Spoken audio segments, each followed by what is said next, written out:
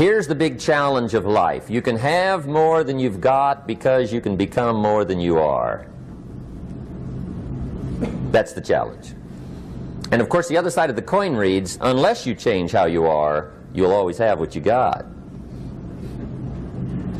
I have found in my experience that income does not far exceed personal development. Now sometimes income takes a lucky jump, but sure enough, unless you grow out where it is, it'll usually come back where you are. Life has strange ways. If somebody hands you $1 million, best you become a millionaire quickly, so you get to keep the money. Otherwise, sure enough, it'll disappear. Somebody once said, if you took all the money in the world, divided it up equally among everybody, it would soon all be back in the same pockets. Incredible. Success is something you attract, not something you pursue. Success is looking for a good place to stay.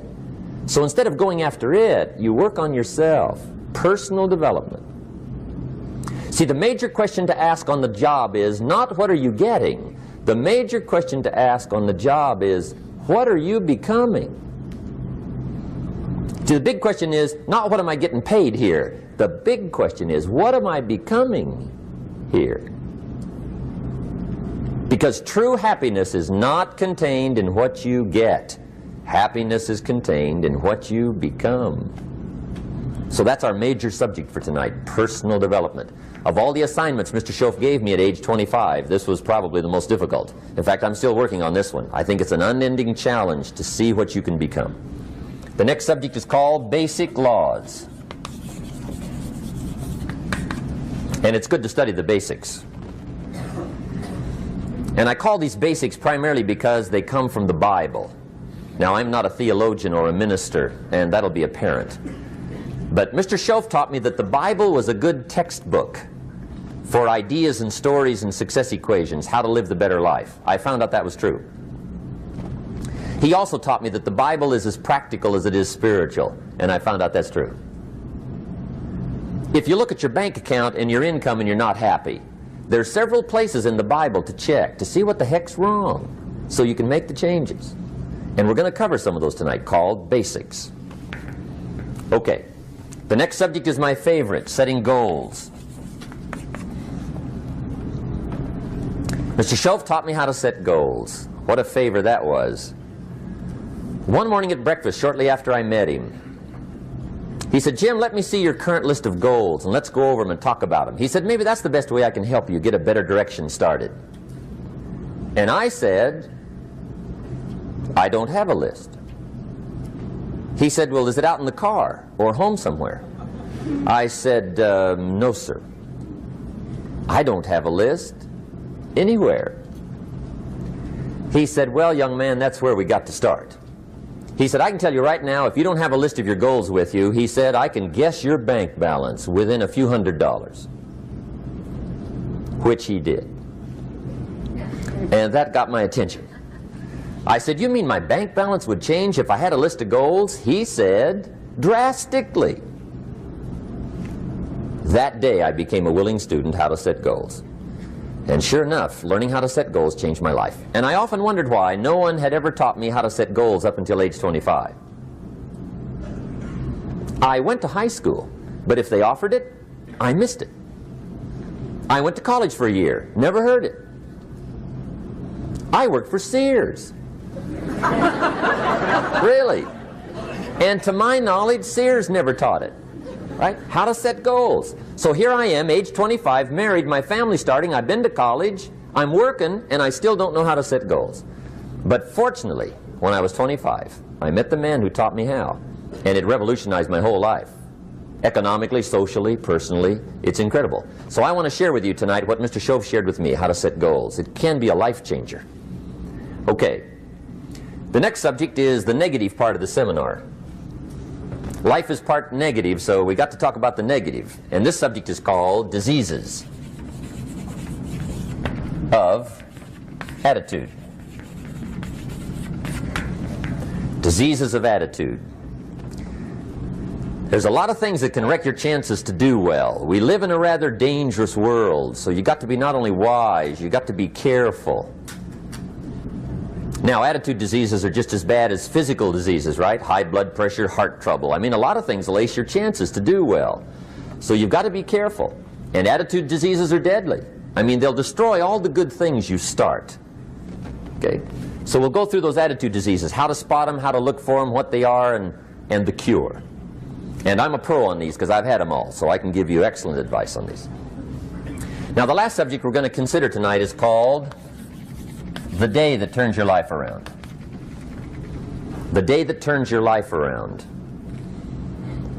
And under this subject, we're going to talk about the emotions that can change your life. Human beings are emotional creatures, and emotions are powerful for life change. Now, of course, emotions are so powerful they can go either way on you. Emotions can either build or destroy. So you really have to employ emotions properly. We call civilization the intelligent management of human emotions. If you can intelligently apply your emotions in the right direction, no telling what can happen. Could turn your life around one day would be sufficient. So we'll talk about those. Okay. Now that's a lot to cover in one evening, but we'll keep at it here and see if we can't get it all done. I'd like to have you now jot down the theme of the seminar. Every seminar should have a theme, I guess. We've got one.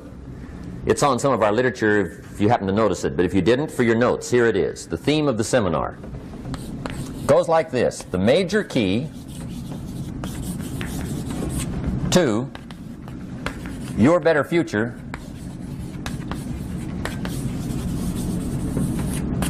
is you. That's the theme of our seminar tonight. The major key to your better future is you. And I'd like to have you underline two words just to give it some added punch. Underline the word major and the word you, so that it reads, the major key to your better future is you. Now, my first suggestion is transfer this to a card or something where you can put it up, where you can see it every day. Preferably put it up where you can see it at the beginning of the day, before you go off to put the day together. This is a good phrase just to glance at, to keep in mind as you're putting the day together. It's called the silent seminar. If you'll just let this talk to you during the day, I found it to be tremendously helpful. The major key to your better future is you. For a big share of my life now, I didn't have this one quite figured out, among a lot of things I didn't have quite figured out. Many things used to puzzle me back in those early days. I used to wonder why two people could work for the same company, one make twice as much money. Now see, that used to puzzle me. And maybe they were the same age, graduated from the same school, live in the same community, work for the same company, with the same products and the same services. They've got the same traffic, the same problems, and one makes $1,000 a month, the other one makes $2,000 a month. Now that was my puzzling question. Why would this long list be the same and the money twice as much? I asked, what's the difference between $1,000 a month and $2,000 a month? And I don't mean $1,000 a month, right? I could figure that out. But what makes the difference? Why would one person do twice as well, 3 times as well? Speaking economically. Now I know there's more than one way to do well. I understand that. But in this little narrow area called compensation, what's the difference? Well, back then, with my faulty thinking, I'm trying to reason it out. I thought, well, maybe time makes some of the difference, right? Some people do better because they have more time. I used to say, Harold ought to be able to do well. He's got a lot of time. If I had all of Harold's time, I could do well. Now, that's got to be dumb, right? Number one, you can't get somebody else's time. A guy says to me one time, he says, you know, if I had some extra time, I could make some extra money. I said, then forget it. There isn't any extra time. Hey, when the clock strikes 12 midnight, that about wraps it up, right? I mean, you can look around the gongs there for a little more, but it's over. You say to the guy, what are you doing? He says, I'm looking for extra time. See, they'll come and take you away, right? There isn't any more time. Now, if you can't get more time, which you can't, what could you get more of that would make a difference in economic results? And here's the key word. Make it a part of your notes. We're going to consider it tonight. The word is value. And I have a little phrase for your notes. Value makes the difference in results. Value makes the difference. You can't get more time, but you can create more value. Now here's the first lesson of economics. Everybody should learn it from the time they're old enough to understand what a dollar means, how to earn one, how to get one, how to keep one, what to do with it. First lesson of economics. We primarily get paid for value. That's lesson one.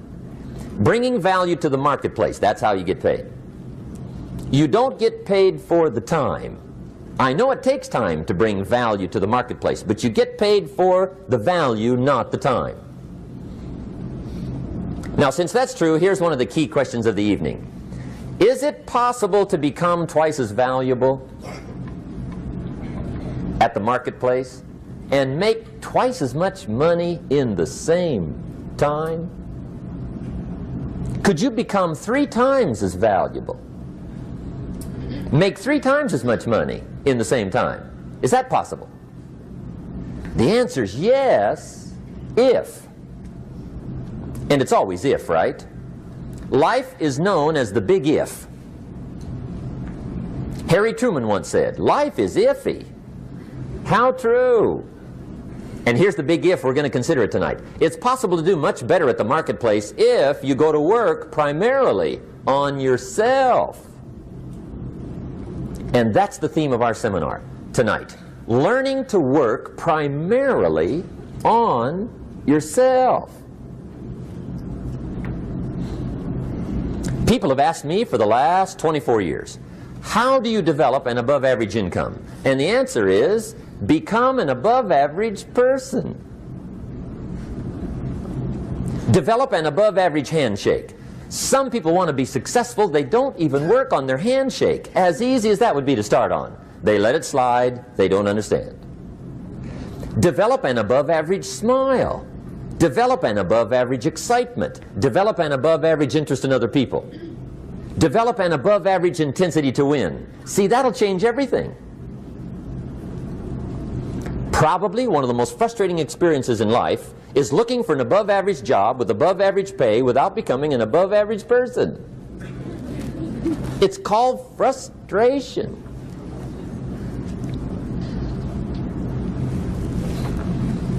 And Mr. Schoaf gave me probably the greatest clue he gave me when I first met him. He said, Jim, if you want to be wealthy and happy the rest of your life, just learn this lesson well. He said, learn to work harder on yourself than you do on your job.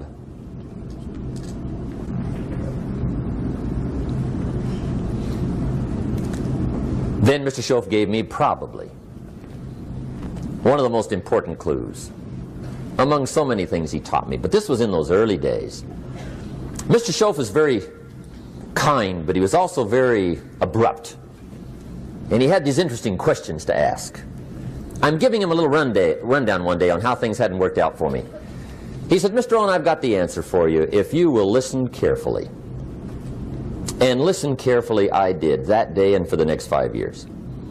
If somebody's wealthy and happy, you gotta listen. He said, Jim, I've only known you a short time. But he said, it's already my honest opinion that for things to change for you, you got to change. That wasn't quite the answer I was looking for. But that's the answer he gave me, and I pass it along to you on this warm summer evening in Anaheim, California, 1981. For things to change for you, you've got to change. Otherwise, it isn't going to change. Before I met Mr. Schoaf, I used to say, I sure hope things will change. Right? That seemed to be my only hope. If it isn't going to change, I'm in serious trouble. And then I discovered it isn't going to change, so I'm in serious trouble.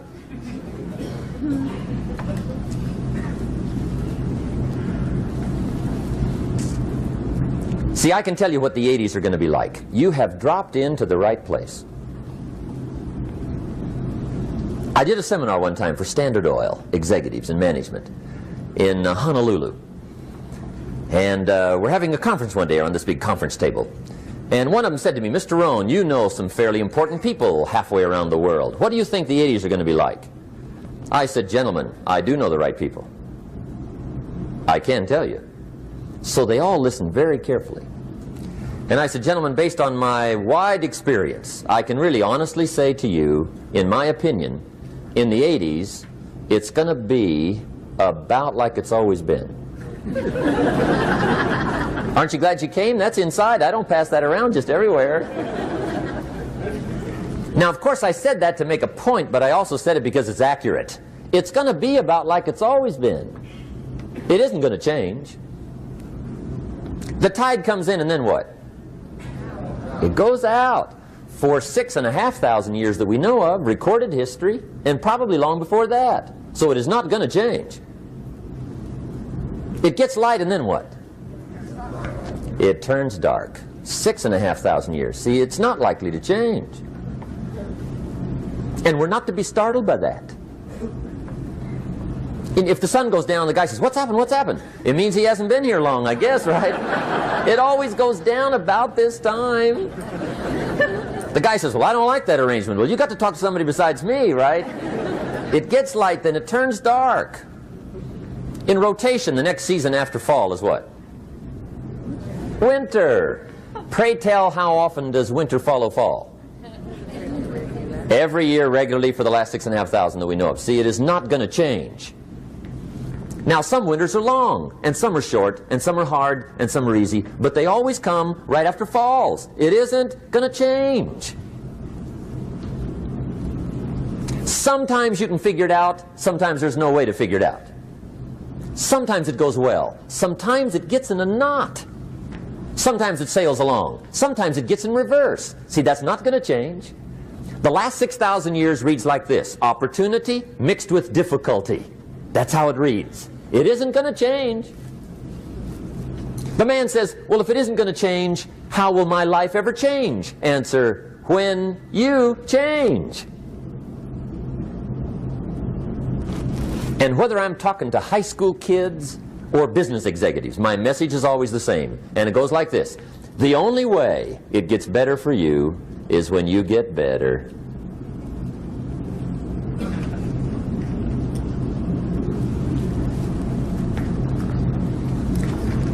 Let me give you the 4 major lessons in life to learn. Here's 4 majors. It's good to study the majors.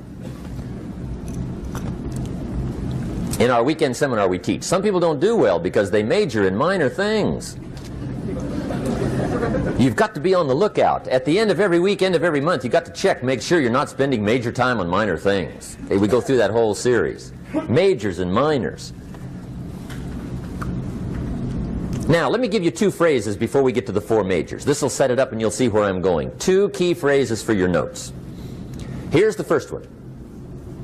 Life and business is like the changing seasons. That's the first phrase. Life and business is like the changing seasons. One of the best ways to describe life, it's like the seasons. Frank Sinatra sings, life is like the seasons. Now here's the second phrase. Very important. You cannot change the seasons, but you can change yourself. You can't change the seasons, but you can change yourself. And see, that's how life gets better for you, not by chance, but by change. Now, here's the 4 major lessons in life to learn. I've got my first book finished. Came out a couple of weeks ago. This is in it. The 4 major lessons in life to learn. Here they are. Number 1, learn how to handle the winters. That's lesson 1. They come right after falls with regularity. Some are long and some are short and some are hard and some are easy, but they keep coming. You must learn to handle the nights. They come right after days. You must learn to handle difficulty. It comes right after opportunity. You must learn to handle recessions. They always follow progressions. For the last 6,000. See, it isn't going to change. The lesson you must learn is how to handle it. And there's all kinds of winters, right? The winter when you can't figure it out. The winter when it all goes smash. The winter when it turns belly up. The winter when it won't work, when you've run out of money and you've got a broken heart. See, those are winter times. There's all kinds. Economic winters, social winters, personal winters. When your heart is smashed in 1,000 pieces and the nights are unusually long, your prayers seem to go no higher than your head. It's wintertime. Barbara Streisand sings, "It used to be so natural to talk about forever, but used to be's don't count anymore. They just lay on the floor till we sweep them away. You don't sing me love songs, and you don't say you need me, and you don't bring me flowers anymore." A song of winter. But see, the disappointments come. Those are normal. That's part of life. But the question is, how do you handle it? How do you handle the coming winters and the disappointments and the down times? Well, you can't get rid of January by tearing it off the calendar. But here's what you can do. You can get stronger, you can get wiser, and you can get better. The winters won't change, but you can. And that's how life changes for you. See, before I understood, when it was winter, I used to wish it was summer. I didn't understand. When it was hard, I used to wish it was easy. I didn't know. And then Mr. Schoaf gave me a part of his very unique philosophy when he said, "Don't wish it was easier, wish you were better." See, that triggered my whole life change. Don't wish for less problems, wish for more skills. Don't wish for less challenge, wish for more wisdom. That's the key. So that's lesson one, learn how to handle the winters. Here's lesson two, learn how to take advantage of the spring. That's the second one. Spring is called opportunity. And spring follows winter. What a great place for it. If you were going to put it somewhere, that'd be the place to put it, right after winter. And pray tell, how often does spring follow winter? Every year with regularity, 6,000. You can almost count on it. See, opportunity always comes. Days follow nights. Isn't that terrific? Opportunity follows difficulty. But here's what you must learn to do. Underline these two words in that key phrase. Take advantage. Underline those two. You must learn to take advantage of the spring. See, just because spring rolls around is no sign you're going to look good come fall. You got to do something with it. In fact, you have to get good at one of two things in life. Planting in the spring or begging in the fall. Or get somebody to do it for you. See, those are about the only alternatives.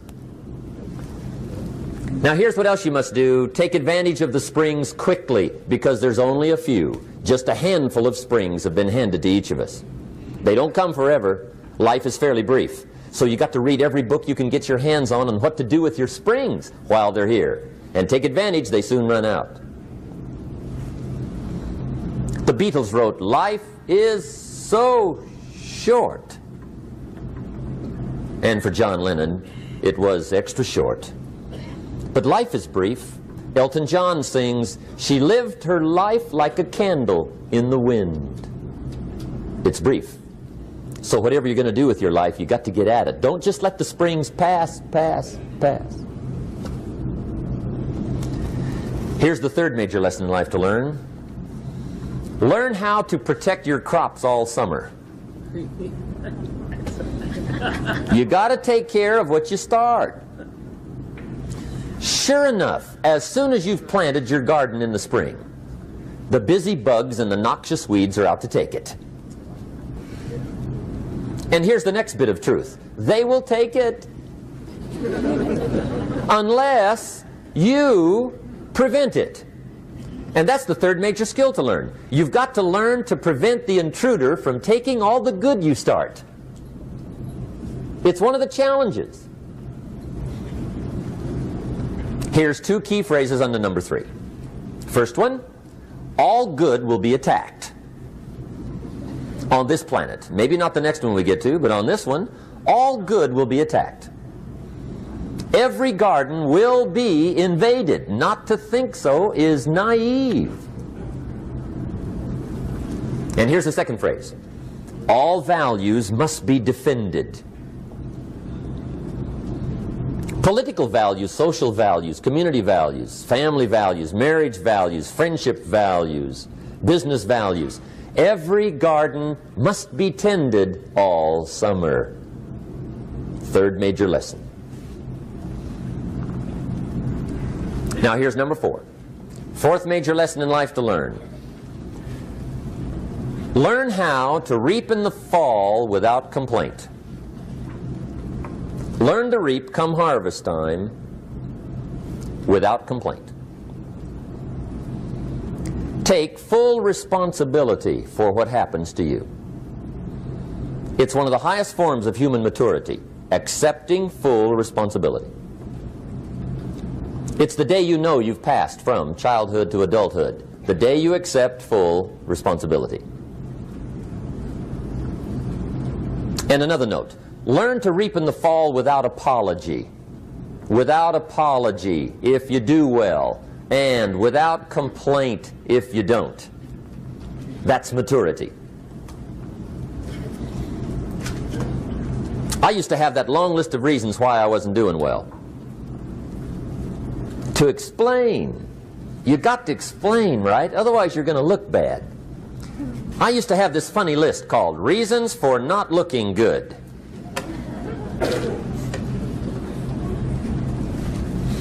I used to blame the government.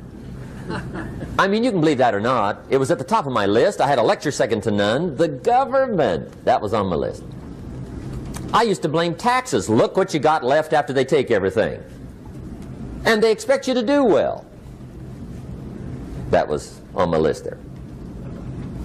Prices, that one's easy, right? You walk into the supermarket with $20, come out with a little half bag. So I had that on my list. I used to blame the weather. I blamed the traffic. I used to blame my car. I blamed the manufacturers. I used to blame the company. I blamed company policy. I used to blame the training program.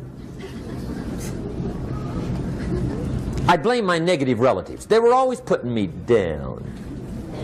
I blame my cynical neighbors. They're just selfish, looking out for themselves. Won't loan you money?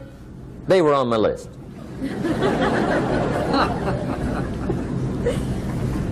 I used to blame the economy. I blamed the community. That's a pretty good list for not doing well, isn't it? I thought it was good.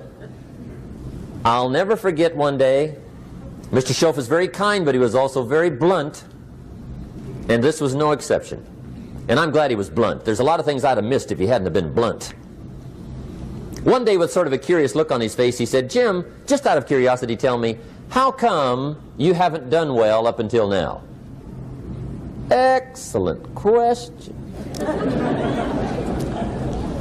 I thought, well, so I won't look too bad, I'll go through my list. And this list I just gave you, I put that on him. And he was very patient. He let me go through the whole thing, the government, the weather. I went through this whole thing. When I finished, he looked my list over very carefully. He said, "Mr. Rohn, big problem with your list. You ain't on it." How brilliant.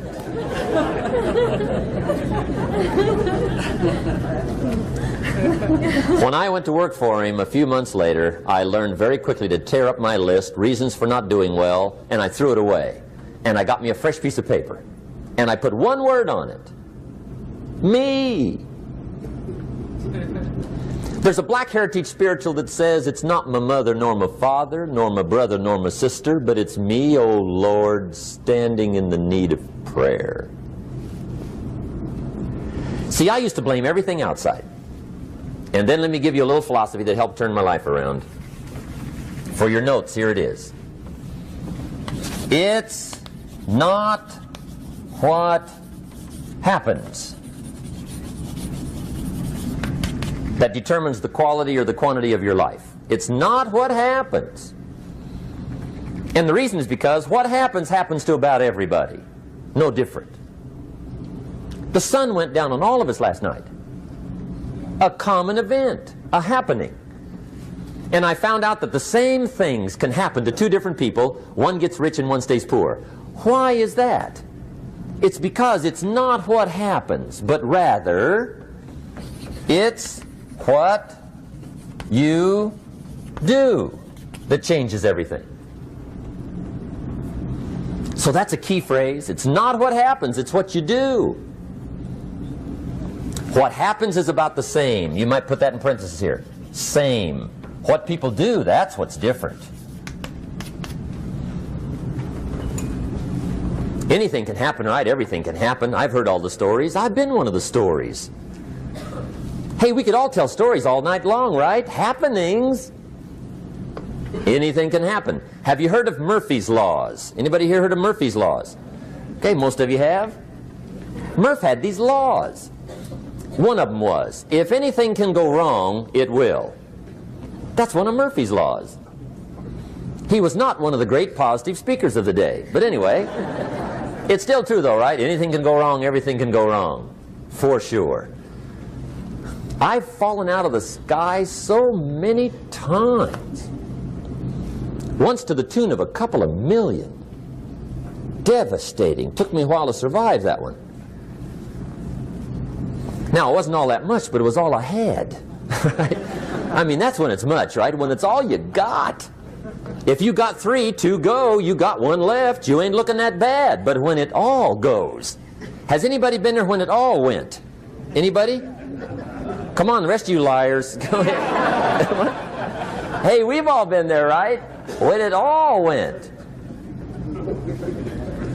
Of course, it used to be a long time ago, right? When you ran out of money, got to 0, you were all through. Heck, now you can whistle right on by 0, right? I mean, they will bury you. That's what they will do.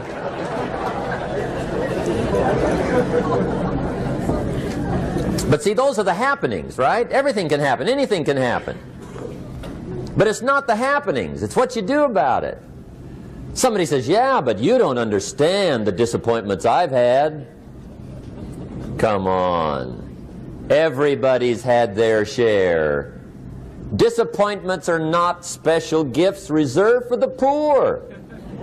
Everybody has them. The difference is what you do about them. It's not the weather. I used to blame the weather, and I discovered it rains on the rich. So see, that won't help. 2 men wake up one morning, there's a rainstorm on. One of them looks out his window, sees the rainstorm, and he says, wow, what a storm. With weather like this, they can't expect you to go out and make sales. He stays home.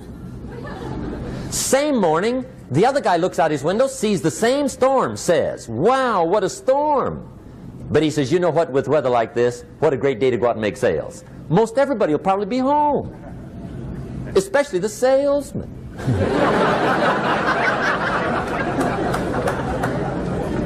See, that's the difference in how your life works out. It's not what happens, it's what you do. So here's one of the key questions of the evening. Starting tomorrow, what are you going to do that'll make a change in your life's direction?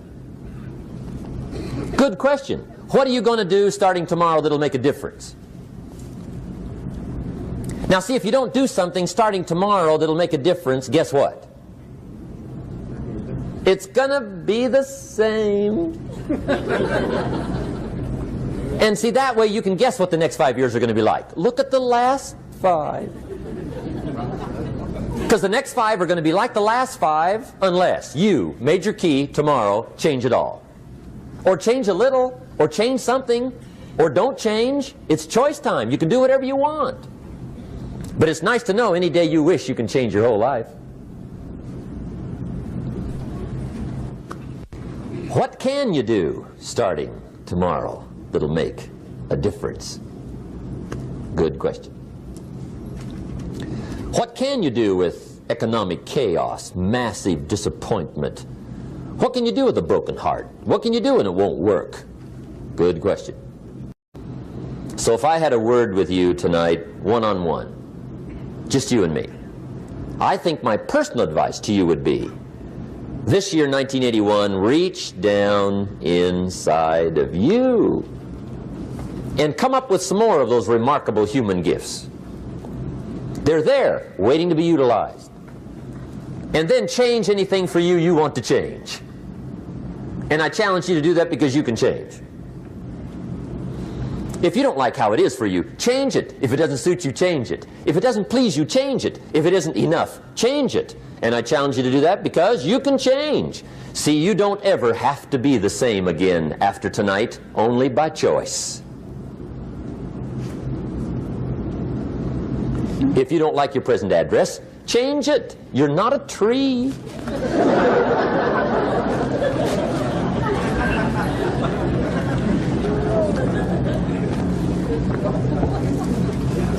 Now, let me give you 3 steps to personal development. Let's get down to the nitty-gritty. What does it take to really make the changes starting tomorrow? It takes more than philosophical pronouncement. I know that. It also takes more than enthusiasm. I know we're hearing a lot about enthusiasm these days, but see, that just won't do the job. We're still hearing the old cliches of the 30s, right? To be enthusiastic, you must act enthusiastic. But see, that's not going to help. After you have leaped about, there are some things you got to do, or it isn't going to change. See, you can get all excited about lifting 200 pounds till you get to the gym. And then you need a new excitement. And the new excitement is called discipline. Major step to human progress. Discipline. If there's one thing to get excited over, that's it. Get excited over your ability to make yourself do the necessary things. What could you make yourself do starting tomorrow that would change it all? No telling. Now, see, that's exciting. On any given day, you can massively change the direction of your life. Murder is a clear example that any one person on any given day can forever alter the course of their life. It just happens to be a negative act. But just as sure as you can commit a negative act, you can also commit a positive act and forever alter your life, whenever you wish. Now that's exciting. And whatever that act might be that changes your life. The guy finally takes a shotgun to his car and blows out every window, destroys every tire, puts 100 rounds in this shabby old thing. And he says, I have driven this embarrassing thing for the last time. And not only will I never drive it again, nobody else will ever drive it again. And he lets that shuddering thing stand there for a while as a monument to the day he said, today my life changes. Now who can do that? Anybody. When can you do it? Whatever day you pick.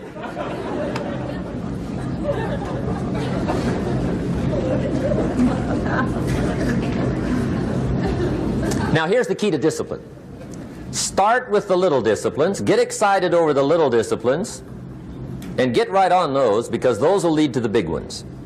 You can't handle the big challenges in life unless you take on the little ones.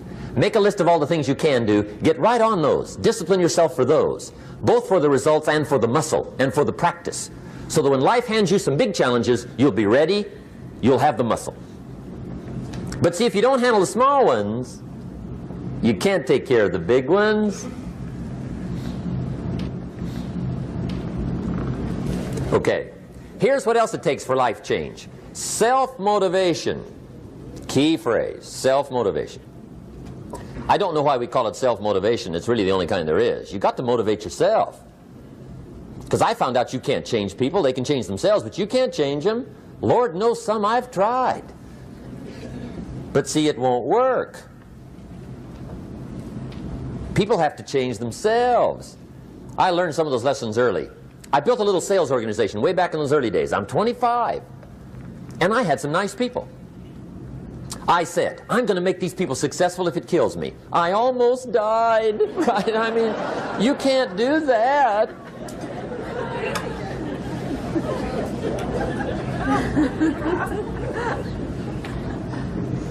See, I've discovered this. Good people are not trained, they're found. You find good people. You don't make them good, you find them good. Training really is for the purpose of finding good people. You don't need much instruction for a good person. But too much training probably means you got the wrong people.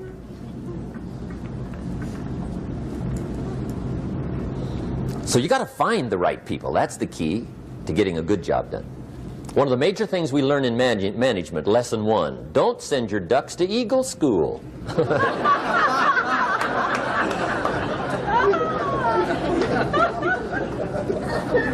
Because it won't help. I mean, I'm telling you, it won't help no matter how good your school is. And the little eagle badge and little eagle hat, I'm telling you, it won't help. It won't help. You can tell whether your school's done any good, right, is when it's over, right? The duck goes for his first rabbit and makes him a friend. You say, no, no, no.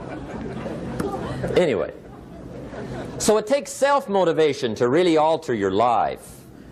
And you don't want to give self-motivation away to somebody else and make it somebody else motivating you.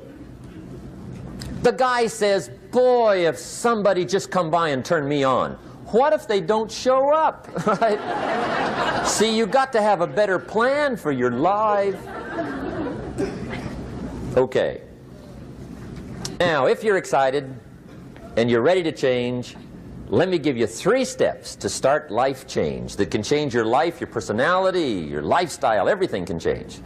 Here's the steps. Number 1, find out how things work. The first key to doing better is find out. To change your life, really, you need ideas. There isn't anything an idea can't change. And Schoff taught me the major problem is lack of an idea, not a problem. At first I didn't have any money. I said to Mr. Schoff, I don't have any money. He said, that's not a problem. Now see, up until then I always thought it was. Right? I was confused. He said, no, no, the problem is lack of an idea on how to create money and wealth. It isn't lack of money, it's lack of ideas. So if you get the ideas, see, you can change anything. Now to get ideas, you need a constant study of finding out. Now Schoff also said, when you find out something that works, put the information in your journal. Don't use your head for a filing cabinet. Put it in your journal so that you can do the next best thing. Repetition, repetition, repetition. Go over it. And if you repeat it, go over it, sure enough, someday, some mysterious day, the idea takes root, starts to grow, and shows up in your bank account, and your dress, and your personality, and your lifestyle. But capture the ideas in your journal. Find out how things work. Schoff gave me this word for my life change. He said, study. Great word. If you wish to be successful, study success. If you wish to be happy, study happiness. If you wish to be wealthy, study wealth. Don't leave it to chance. Make it a study. Some people just go through the day with their fingers crossed. See, that won't do it. You've got to study the things that can change your economic, social, spiritual, personal life. Now here's a qualifying phrase. And we'll have several of these qualifying phrases throughout the seminar. Here's the first one. You may not be able to do all you find out. I understand that. You may not be able to do all you find out, but you should find out all you can do. See, you don't want to wind up at the end of your life and discover that you've lived only 1/10 of it. And the other 9/10 went down the drain. Not for lack of opportunity, for lack of information. So that's number 1, find out how things work. Now here's the best human virtue for finding out. Curiosity. Make a note of that. Curiosity. Be curious. You might add a word to it that'll help. Childish curiosity.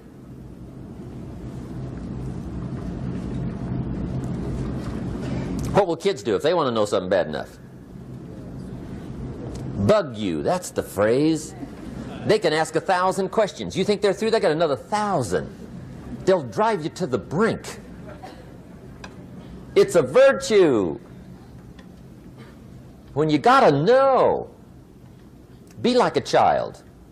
In fact, Jesus, the master teacher, said, unless you can become like little children, you might as well forget it. You don't have a prayer. Excellent advice. You got to be like children. 4 ways, in my opinion, to be like a child. Number 1 is curiosity. Number 2 is excitement. Get excited like a child over your ability to make yourself do anything for change. 3rd is faith. Have faith like a child. Adults are too skeptical. And 4th is trust. Trust is a childish virtue, but the rewards are incredible. So be like a child. Now, if you're curious, let me give you 3 ways to find out how to change anything.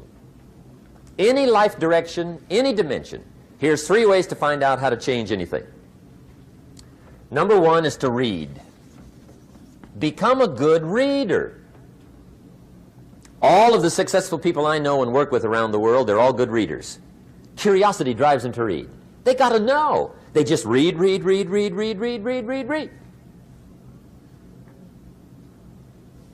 Become a good reader. Now, that's my opinion.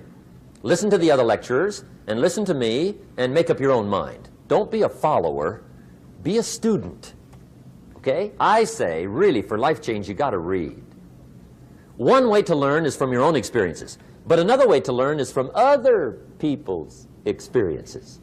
See, one book might save you 5 years if you read it. Did you know there's books on how to be stronger, more decisive, be a speaker, be a leader, have a better effect on other people, develop your personality? Did you know there's books on that? And people don't read them? How would you explain that? And they can read? Did you know that hundreds of successful people have written their stories in books and they wrote down how they did it and people don't read it? How would you explain that?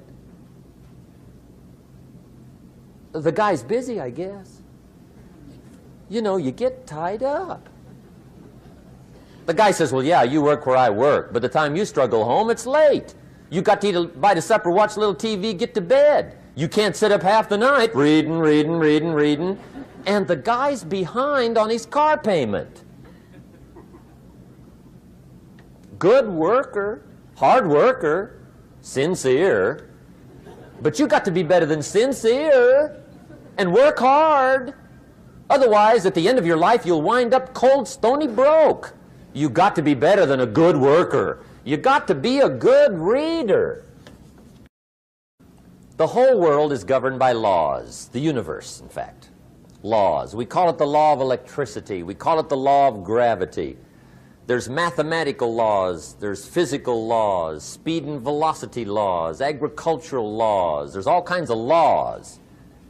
Now that we find ourselves on the spinning planet, you just have to learn what I call the setup. Learn the setup. Life's setup. Now, we didn't set it up, but we're here, so you got to learn it. And we should learn the setup for 2 basic reasons. Number 1, to keep from getting hurt. It's one of the major reasons for learning, so you won't get hurt. See, economically, socially, personally, you can get hurt just not knowing. Ignorance is not bliss. Ignorance is poverty. Ignorance is tragedy. You got to know, or you're going to get hurt. It's good to know not to walk out the 10-story window. That's excellent information. Now, what if a guy didn't know and he walks out? Now he's dead at the bottom. Somebody says, well, the poor guy didn't know. You got to know, or you're going to get hurt. Okay. Now, here's a parenthesis. You don't have to like the setup. I don't ask you to like how it is. That's not what's important. But it is important to learn how it is. Okay? So you don't have to like it, but you should learn it. That's what I tell the kids, right? Make sure you get the information. What you think about it, that's up to you. What you're going to do with it, that'll soon be up to you. But make sure you get it. See, there's nothing worse than being stupid. Nothing. I mean, being broke is bad, but being stupid is awful. And what's really bad is being broken stupid, right? That's about the end of the world. I mean, there isn't anything much worse than that. Unless you're sick. Sick, broken, stupid. I mean, that is it, right? There's nowhere else to go. So make sure you get the information. It's key. You don't have to like it, but learn it. If this big monstrous thing lifts up in the sky, hangs there for a little while, cuts loose, comes crashing down, boom, shakes the ground for 5 miles. And then this big monstrous thing lifts back up in the sky, hangs there for a little while, cuts loose again, comes crashing down, boom, shakes the ground for 5 miles. It just keeps doing that, this big monstrous thing, lifting up and then crashing down, boom. Now, you might come along one day and say, that's got to be a stupid arrangement, which is okay. You're entitled to your opinion. But the first thing you should learn to do is get out from under it, right? That's number one. You might have a great moral argument. You might want to shake your finger at the sky, but do it from over there, right, so you don't get smashed. It's called your basic smart. So number one, learn so you won't get hurt. Whether you like it or not, learn. Now here's the second reason for learning, the setup, to benefit. It's called the plus of life. And that's what life is, right? Both minus and plus. The minus is tragedy, heartache, misery, failure, unhappiness. But life is also happiness, prosperity, good feelings. So here's the key. Learn to get on the good side of the way things work.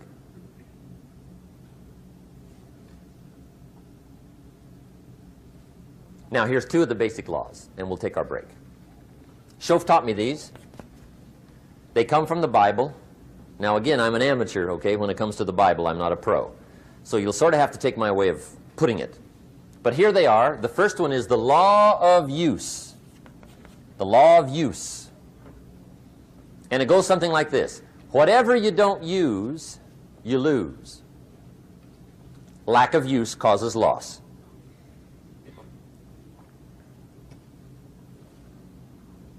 On this planet, maybe not the next one, but on this one, if you tie your arm to your body, leave it there long enough, you'll never use it again. It's over for the arm. Now, it may not be over, but it's over for the arm.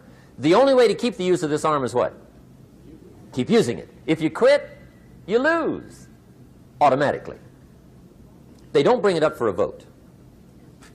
You lose automatically when you quit. Now, the same thing that goes for your arm goes for your brain, mentality. The same thing goes for all the human virtues. Ambition, unused, declines. Strong feelings, unused, diminish. It doesn't grow, it diminishes. Faith, unused, decreases. It's a law. Vitality unused diminishes. Energy unused decreases. The guy says, well, I'm going to save up my energy. You can't do that. That's like trying to save today, put it on the end of the year. See, you can't do that. They'll come take you away. If you don't use today, what? It's lost. The guy says, well, I'll work twice as hard tomorrow to make up for it. See, that's foolish. You could have done that anyway. Today unused is lost. A talent unused is lost. An ability unused is lost. So here's one of the key expressions of the evening. Take a new inventory of yourself. Starting tomorrow, new project. Take a new inventory. And make sure that all of your talent and ability and mentality and ingenuity and vitality and strong feelings, faith, courage, make sure that all you've got's being used. Otherwise, you lose.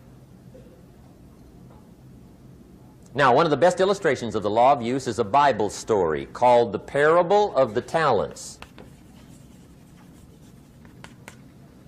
The Talents story. Interesting story if you haven't read it in a while. Just review it. It's a good story. An ancient story. It says there was a master with 3 servants.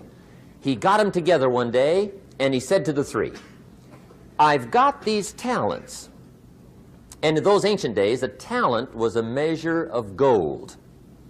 And he said to the 3 servants, take these talents and see what you can do with them while I'm gone. He said, I'm taking a journey and I'll be gone for a while. When I come back, we'll get together, go over the book, see how you did. He said, here's 5 of these talents for you. 5. Here's 2 of them for you. 2. And here's 1 for you. 1. The master said, take those talents, see what you can do with them. When I come back, we'll get together, we'll go over it all. The servant said, okay, master takes off. According to the ancient story, the master comes back from his trip. When he gets back, he gets the 3 servants together, and as he said he would, he asks, how did it go with those talents? You were 5. What happened? That servant said, well, I took the 5 talents you gave me, and I put them to work. A little shaky at first, but he said things finally got rolling. And he said, I poured it on. And he said, my talents grew to 7, 8, 9, 10. He said, I doubled my talents from 5 to 10. Books will show. Master said, one heck of a job. Or something like that. He said, I gave you 2 talents. What happened? That servant said, about the same thing happened to me. I put those 2 talents to work, poured it on. They grew to 3 and then to 4. He said, I doubled my talents from 2 to 4. Books will show. Master said, well done. He said, I gave you 1 talent. What happened? That servant said, well, I took the talent you gave me, and I carefully wrapped it, and I dug a hole and buried it. And camouflaged it, I suppose, right? So nobody would steal it. And he said, fortunately, nobody got it. And he said, I knew you were going to be here today, so I dug it up. Here it is, safely wrapped. I did not lose it while you were gone. According to the ancient story, the master said, take that talent away from him and give it to the man that's got 10. Now you might say, well, I don't like that arrangement. The poor guy's only got 1 talent. He's already got 10. It ought to be more even. Remember, I didn't ask you to like it. But this one I would ask you to learn, because it simply means whatever you do not employ, you forfeit. It's a law. So learn well the law of use. Now here's the second one, and we're going to take our break. Second law from the Bible. This one we've heard since we were small, I'm sure. It's called the law of sowing and reaping. In fact, we've probably heard it so often we could quote it. It says, whatever you sow, what? You shall reap. Fairly blunt, hopefully clear. Here's my first suggestion on the law of sowing and reaping. Don't try to beat it. You might as well try sitting on the sun in the morning. Keep it from coming up. You'll have better luck. Whatever you sow, you reap. Now, for a fair share of my life, I'm a bit mixed up on how all this applies. Among a lot of things I was mixed up on. I knew I wasn't reaping too good. That I understood. My problem was I was confused about what was causing it. Remember me with the funny list? I thought those are the reasons why it isn't working out well. And then Mr. Schoaf gave me the clue that helped me figure it all out. He said, Mr. Rohn, I have another answer for you. There's another way to quote this law that'll show you where the problem is so you can go to work on it right away. All you need to know is where the problem is. Then you can go to work on it. So he quoted me the law another way, and I found out what my problem was. Here's the way you quote the law. Whatever you reap is what you've sown. Now I knew what my problem was. Whatever you reap is what you've sown. If you don't like the crop, who do you look up? Answer, whoever planted it. And where do you find who planted your crop? Answer, in the mirror. What I finally learned to do come fall was to go to the mirror. That's where you go. And if necessary, you say, a few skinny carrots? I got to be unimpressed. Where were you last spring? Asleep. Didn't you read the books? Did you break your hoe? Let me give you 7 key points to the law of sowing and reaping. Let's tick right down through the list of 7, and it'll be break time. 7 points to sowing and reaping. Here's part of the philosophy that really helped me to make some changes in life direction. Number 1, the law of sowing and reaping is negative. That's number 1, which simply means if you sow bad, you reap bad. Now, this is kind of 3rd grade, but it doesn't hurt to go over the basics. If you plant thistle seeds, you don't get pumpkins. Honest, no use looking for pumpkins. John says, how come no pumpkins? Come on, John. The law's negative. That's how come. Now, here's number 2. The law's positive, which simply means if you sow good, you reap good. If you plant pumpkin seeds, you don't get thistles. Not from pumpkin seeds. Mother Nature won't pull tricks on you over in the corner snickering, pushing you thistles and you planting pumpkin seeds. She won't do that. You will get pumpkins from pumpkin seeds, and the reason is because the law is positive. Now, here's number 3. I got excited when I found out the full dimension of this. See, you do not reap what you sow, but rather you always reap much more than what you sow. So the 3rd key word is more. You don't get back what you put out. You get back much more than what you put out. And it works both positive and negative. On the negative side, it said, if you sow to the wind, you reap the whirlwind. So you've got to get ready for that, or you will be naive. See, anybody can, whether you will or not. See, that's the question. And here's a good question to ask. We are all buying somebody's plan. The question is, whose? Who's got you talked into doing what you're doing? Who's got you talked into your present plan? See, 10 years from now, you will surely arrive. The question is, where?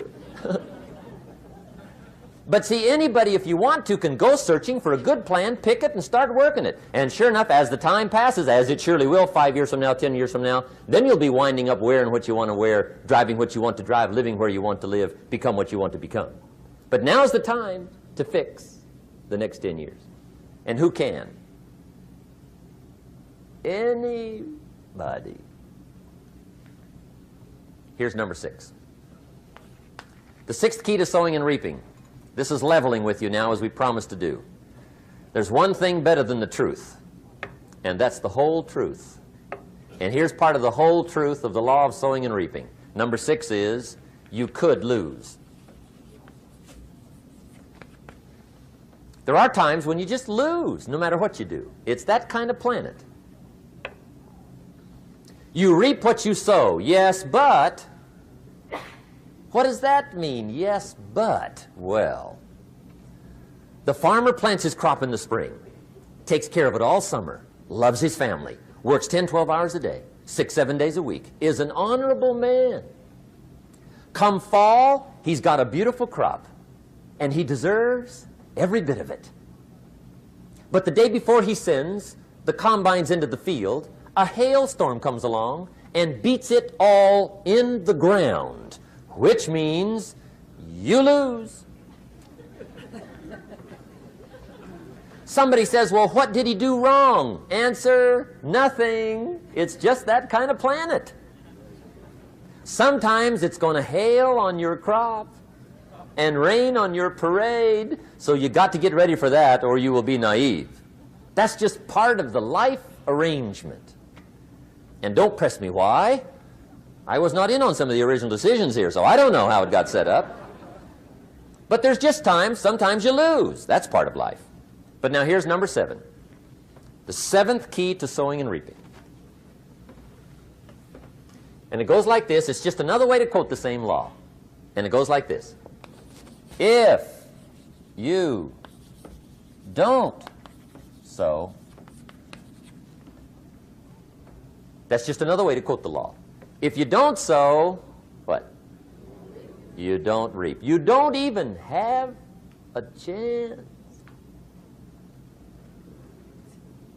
So if you looked at your game plan tomorrow, you might come to the quick conclusion, I got to get some sowing going. How true. Get you some sowing going. And remember, you've got plenty of time. You've got all the time there is.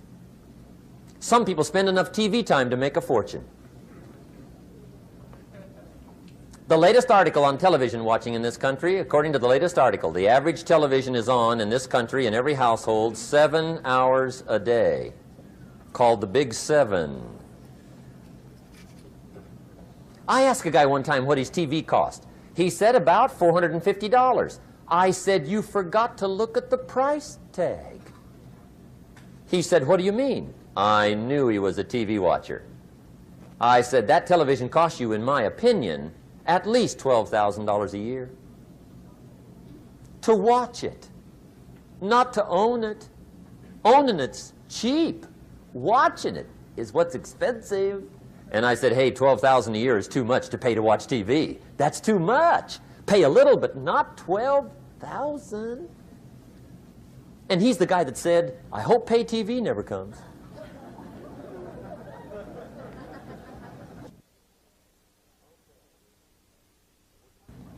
Okay. We're trying to cover an awful lot tonight, I realize that. But my time schedule is such that we just have to sort of give it all to you and let you sort the rest out. I wish we had plenty of time for questions and answers and that whole thing, but our time is just limited. But we are trying to go through an awful lot, I realize that. But looks like everybody's getting it. This is about the note-takingest crowd I've seen in a long time. Incredible. Does anybody have 5 pages yet? Anybody? Oh, fantastic. Incredible. Okay. Maybe you heard the story about the preacher down in Texas, southern part of the country. He was an evangelist back in the horse and buggy days. And he was very good at being an evangelist, and a lot of people used to come and hear him preach. And one day he put up his tent in one of these Texas towns and expected a big crowd as usual, come hear him preach. And he got there, first night of the tent revival, walked in. 7:30, time to start. And to his surprise, the tent was empty. He thought, well, something must be drastically wrong. So he waited till 7:45, nobody showed up. 8 o'clock, zip.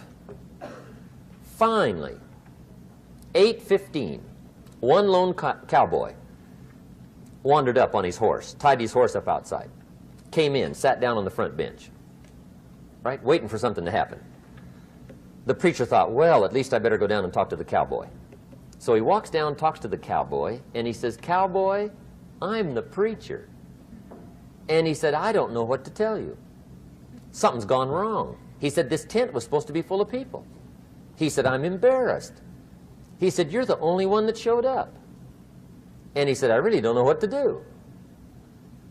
And the cowboy said, well, I'm not a preacher, so I really can't tell you what to do. You know, he said, I'm just a cowboy. But he said, I know this, if I went out to feed my cattle and only one showed up, I'd at least feed it. The preacher thought, hey, the cowboy is right. If you've got a good idea to share, you should share it, if there's 1 or 1,000. So he got kind of inspired by this conversation, and he jumped up on the platform and started to preach, as if the tent was full of people, just exploded. And he went for an hour and 15 minutes, just kept rolling. Finally, he quit. And when he finished, he came down off the platform, talked to the cowboy again. Says, well, cowboy, what did you think of my sermon? And the cowboy said, well, I'm not a preacher, so I really can't tell. You know, he said, I'm just a cowboy. But he said, I know this. If I went out to feed my cattle and only one showed up, I'd feed it, but I wouldn't dump the whole load on it.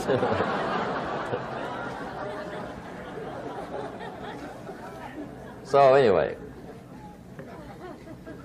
if it seems like we're dumping the whole load tonight, I guess we are. But gosh, everybody's doing well. I'm having a good time. I appreciate the response here tonight.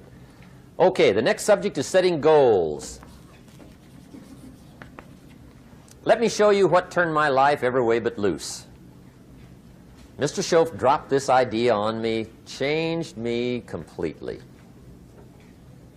Setting goals. Here's what can easily happen if you don't set goals. It's easy to let life deteriorate into making a living instead of designing a life. And we all have a choice. Make a living or design a life. It's easy to get trapped by economic necessity and settle for existence rather than substance. That's easy. But the best advice I can give you on how to break out of that trap is to learn how to set goals. Mr. Shoaf put it to me this way. He said, Jim, if you had enough reasons, you could do the most incredible things. I never forgot how he put that. If you have enough reasons. See, reasons will change your whole life. Mr. Shoaf said to me, he said, Mr. Rohn, I think you've got plenty of intelligence, you've got plenty of talent, you've got plenty of ability. Probably what you lack is plenty of reasons. He said, I don't think your current bank balance is a true indication of your level of intelligence. I was happy to hear that. He said, I think you're much smarter than your present bank balance indicates. And that turned out to be true. I was much smarter. But of course my first question was, well then why isn't it bigger? And he said, you don't have enough reasons. You've got enough intelligence, but not enough reasons. So see, reasons can change your life. Here's what else I found out. Reasons come first, answers come second. You don't get the answers to do well till you get the reasons.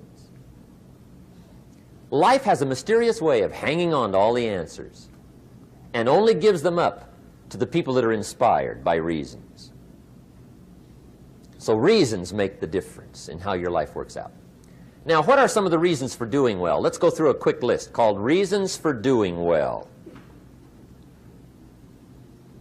First is personal reasons. Some people do well for recognition. Some people do well for respect. Some people do well for the way it makes them feel. They love the feeling of being a winner. Those are good reasons. I have some millionaire friends that keep working 10, 12 hours a day, making more millions. And it's not because they need the money. It's because they need the joy and the satisfaction and the pleasure that comes from being a constant winner. And see, it's not just the money anyway. It's the journey, not the money. Once in a while somebody says to me, boy, if I had $1 million, I'd never work another day in my life. That's probably why the good Lord sees to it they don't get their million, right? They'd quit. They'd quit. Okay. Next is family reasons. Some people do extremely well for other people, and that's powerful. Human beings can greatly affect each other. Sometimes we will do things for somebody else we will not do for ourselves. We're made that way. I met a man one time who said, Mr. Rohn, to do all the things I want to do with my family around the world, he said, I got to have at least $250,000 a year. I thought, incredible. Could a guy's family affect him that much? And the answer is, of course. How fortunate are the people that find themselves greatly affected by somebody for personal achievement. And we are affected. The writer of a recent song said, "If not for you, the winter would hold no spring, couldn't hear a robin sing. I just wouldn't have a clue if not for you." So we can be affected. That might be one of the most stimulating reasons to do well, finding somebody. When Andrew Carnegie died, the wee little Scotsman that built the big steel industry, when he died, they opened up his desk, and in one of the desk drawers, they found a slip of paper. On that piece of paper, Mr. Carnegie had written his goal for his life, and he wrote it when he was in his 20s. And on that piece of paper, it said, "I'm going to spend the first half of my life accumulating money. I'm going to spend the last half of my life giving it all away." What a goal. He got so inspired by that goal that the first half of his life, he accumulated $450 million. And the last half of his life, he gave it all away. Good question tonight. What's got you turned on? What's got you bombed out of sight to get up early and stay up late and hit it all day? Next question. What's got you turned off? When I found the answers to those two questions, my life exploded into change. I finally found out what had me turned off, and I got that cured. And then I got me a long enough list of reasons to turn me on. And once the lights went on for me, age 25, they've never gone out. I've fallen out of the sky a few times, but I've never lost that drive to make something unique out of my life. See, reasons altered my whole life. Now, there's another list of reasons called nitty-gritty. Hard little reasons. Sometimes those little reasons are the most powerful reasons that can change your life. Sometimes it doesn't take much. I now carry several $100s in my money clip. It's only a few $100s, but it was one of those reasons turned my life around. Just before I met Mr. Schoaf, I heard a knock at the door. I go to the door, and there's a little girl standing there about this tall selling Girl Scout cookies. And she gave me one of the finest sales presentations I've ever heard. Special deal, several flavors, this whole package of stuff, $2. And with a big smile, she very politely asked me to buy. And I wanted to. Big problem. I'm broke. I don't have $2.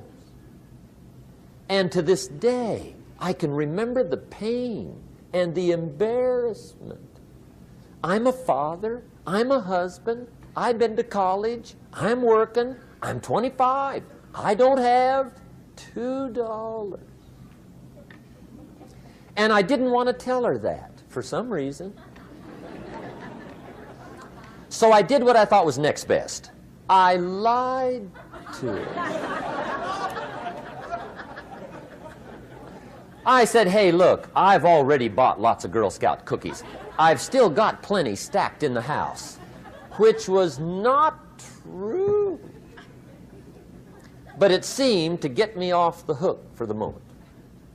She said, "Well, gosh, that's wonderful. Thank you very much."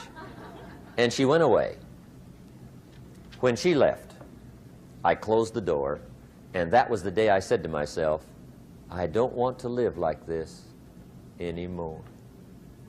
I've had it with lying, and I've had it with being broke. I'm never going to let this happen to me ever again. I promised that day I would work as hard as possible and would always carry plenty. It took me a little while, but now I do.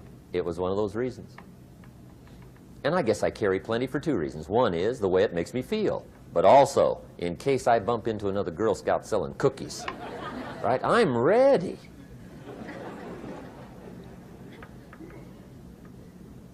I walked out of the Bank of America one time up in Saratoga, California, where I used to live. Two little girls selling candy right outside the bank. Good place. Some girls' organization they're working for, right? I come walking out of the bank. This first little girl walks up to me. She said, "Mister, would you like to buy some candy?" I said, "I probably would." "What kind is it?" She said, "It's almond roca." I said, "My gosh, that's my favorite." She said, "Wonderful." I said, "How much is it?" She said, "It's just $2. I thought, incredible. I said, "How many boxes of that candy have you got?" She said, 5. And her little friend was standing there. She was selling candy too. I said, "How many boxes have you got?" She said, "I've got 4. I said, "That's 9. I'll take them all." They said, "Really?" I said, "Yeah, it's my favorite. I've got some friends. I'll pass them around." They got so excited, put all this candy together. I reached in my pocket, gave them the $18. When I've got the candy and they've got the money, that first little girl looks up at me. She says, "Mister, you are really something." How about that? Can you imagine only spending $18 and have somebody look at you in the face and say, "You are really something"? Now you know why I carry heavy, right? I'm not going to miss anymore. It was just one of those reasons. Helped to change my life. One of my nitty-gritty reasons was budget finance. Budget finance used to grind my soul. Way back in those early days, I had fallen for one of those consolidation loans, where you take all your little hard-to-pay bills, put them into one big impossible-to-pay bill, right?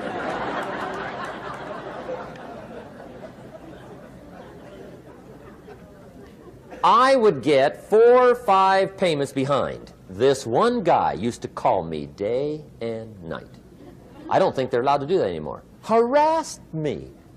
Threatened to run me in front of the judge. Threatened to ruin my credit. Threatened to embarrass my family. One day he said, "We're going to come get your car, drag it rear end up down the street in front of your neighbors." The guy even called me a flake. And back in those days, I'm broke, I'm pitiful, there's nothing I can do about it. But I never forgot how the guy treated me. And when I met Mr. Shoaf and I got my life straightened out and the money started to flow, that was one of my first projects, budget finance. I poured it on day and night. I finally put all the money together I owed him, which was considerable. I picked a day for the payoff. And when the payoff day came, I put the money in small bills in a big briefcase. And I walked into the budget finance office on Wilshire Boulevard in Los Angeles. The guy who harassed me so often, his desk was about 3 back. I walked right up to his desk, startled him. He wondered what I was doing there. It was the first time I'd been there since I'd borrowed the money, right?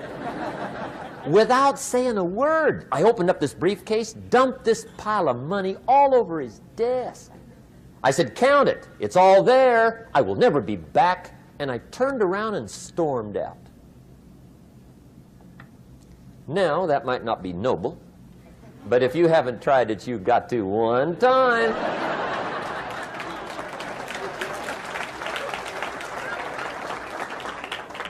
It can be the day that turns your life around. All you need is a reason that turns you on.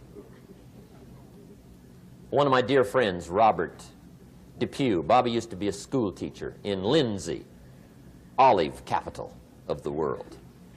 Bobby taught school several years, got a little weary teaching school. One day decided he wanted to get into sales. So without telling anybody, he just up and quit his job teaching school and jumped into sales. When he did, his brother made fun of him, laughed at him, put him down. said Robert's lost his mind. Had a good job teaching school. Now he thinks he's a salesman. He's going to go down the drain, lose everything. Just put him down something fierce.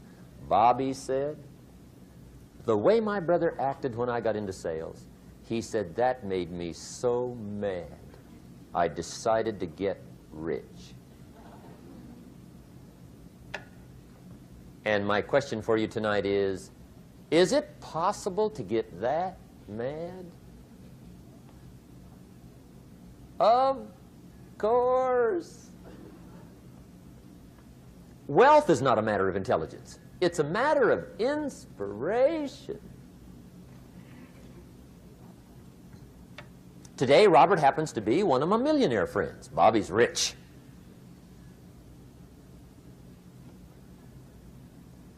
Frank Sinatra said one time, the best revenge is massive success.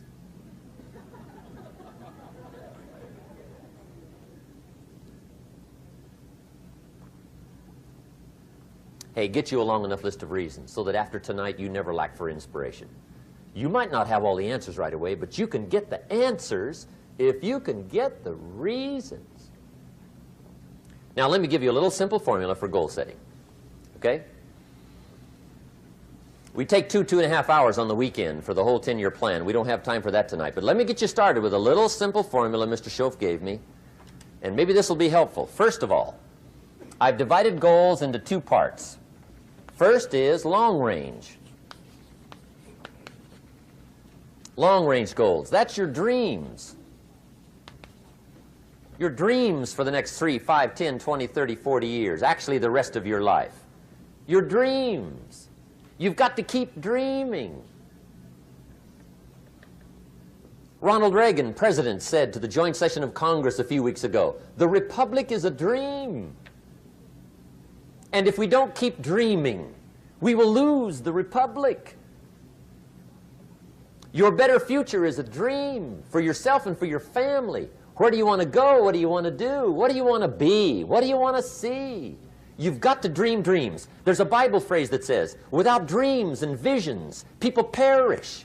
You've got to have something to go for that inspires the heart and the soul. Dreams.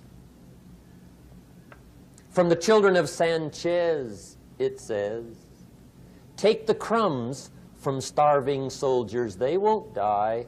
Take the bread from hungry children, they won't cry. But without dreams, we all will die.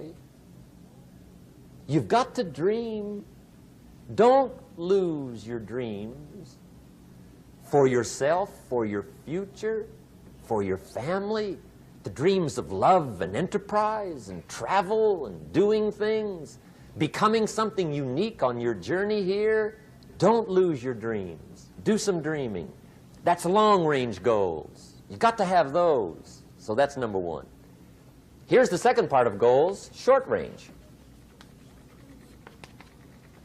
Short-range goals. That's your goals for tomorrow, this week, this month, this year, the immediate future. We call these confidence builders.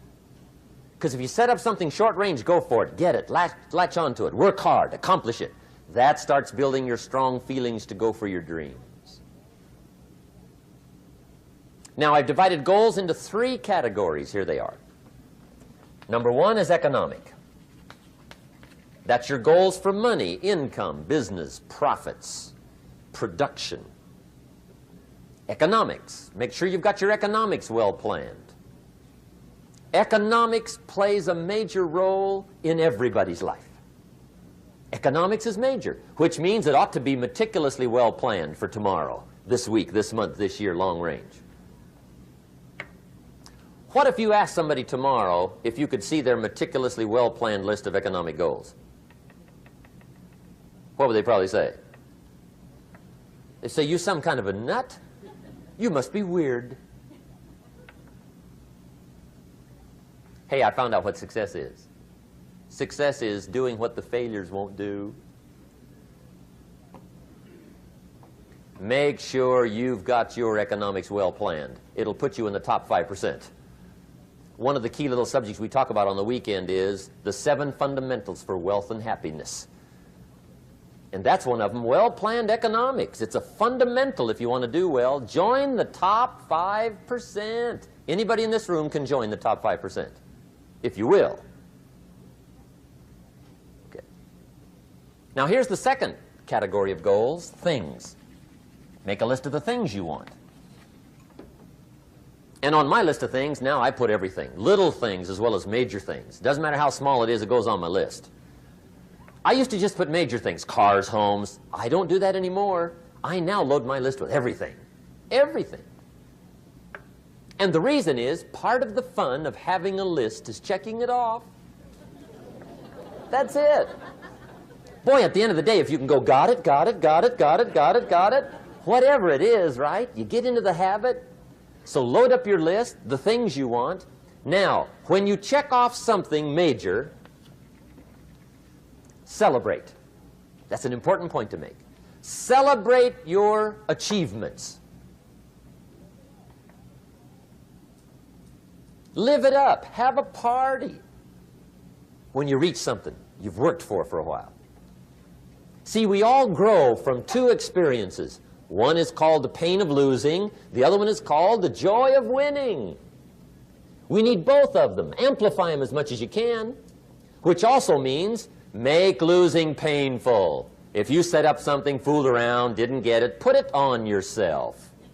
On the other side, if you did get it, congratulate yourself. Self-congratulations is a sign of maturity. Seeking congratulations is a sign of immaturity. But hey, winning and losing, see, that's what it's all about. That's the name of the game. Now, some people lead such mediocre lives, at the end of the day, they don't know whether they're winning or losing. They got no clue. Guy's just going through the day with his fingers crossed. There's a better way. Okay, here's the third category of goals, personal development. Put those goals together. Personal development goals. That's your goals to be stronger, more decisive, be a speaker, be a leader, learn a language, all kinds of skills. Okay? The whole weekend seminar was designed to improve all your skills so that you walk away more skillful. And that's what you want, the personal development skills. That's what attracts, that's what brings good things to your life, the person you become more skillful. Now, this is quite a package to work on. Economics, things, personal development. For tomorrow, this week, this month, this year, long range. Okay? That'll get you started. Now, here's the simple formula for setting goals. It goes like this. A, work on your goals. That's step one. Work on them. And I put the word work there deliberately. Setting goals is plain hard work. I don't want to kid you. We haven't come here tonight to kid each other. It's work. I know it's work. That's why a lot of people just let it slide. It's work. Many people work hard on their job, but they don't work hard on their future. They just let that slide. And the work involved is making plans. I know most people don't. I understand that. But don't let that be you. Guy says, well, yeah, you work where I work, but the time you struggle home, it's late. You've got to eat a bite of supper, watch a little TV, get to bed. You can't sit up half the night. Plan, plan, plan. And the guy's behind. Good worker, hard worker, sincere. But you've got to be better than sincere, working hard. You've got to be better than a good worker. You've got to be a good planner. Somebody once wisely said, the people who fail to plan are planning to fail. Well said. So work on your goals. Here's step two. Write your goals down. That's so important. I teach my staff around the world, put your goals in your journal. Because one of the major people you want to study is yourself. So here's the list of goals I put together 3 weeks ago. Here's the list of goals I put together 2 years ago. Here's some of the changes I made, rearrangement of my priorities. I scratched these off. I put these on. I've gotten these. Study your accomplishments. Study what your desires are. Put them on paper. Write them down. Here's another reason for writing your goals down. It shows you're serious about doing better. And to do better, you got to get serious. You don't have to be grim, but you must be serious. Everybody hopes things will get better. Everybody hopes. Poor people hope. That ought to tell you something. It means the future does not get better by hope. It gets better by plan. I used to have the affliction called passive hope. It's an affliction. It's bad. Probably what's even worse than that is happy hope. Now that is really bad. That's bad. Happy hope. The guy's 50 and he's broke and he's still smiling. See, that's not good. So get serious about your goals. Put them on paper. Write them down. There's all kinds. His goals, her goals, their goals. Business goals, financial independence goals, family goals. I mean, there's so many things to work on this that if you don't get busy and work on it, sure enough, the time will pass. And sure enough, 5 years from now, you'll wind up where you don't want to be, wearing what you don't want to wear, driving what you don't want to drive, being what you don't want to be. Now's the time to fix it. Now, here's the third step to your goals. Check the size of your goals and the kinds of goals. How big they are, what kind they are, affects you. And here's one of the important phrases of the evening. Your goals are affecting you, whatever they are. Your goals affect your handshake. Your goals affect your attitude, personality. Your goals affect the way you walk, the way you talk, the way you dress. All day long, we're being affected by our goals. Now, some people have goals, but they have such lousy goals.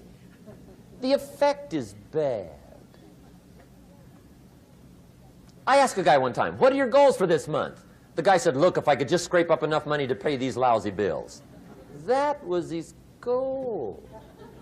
I'm not saying it isn't a goal. It's a goal, but it's such a lousy goal, the effect is bad. You don't jump out of bed on Monday morning and say, oh boy, another chance to go out and scrape up the money to pay my lousy bills. See, you don't do that. Usually you say, oh, not another Monday.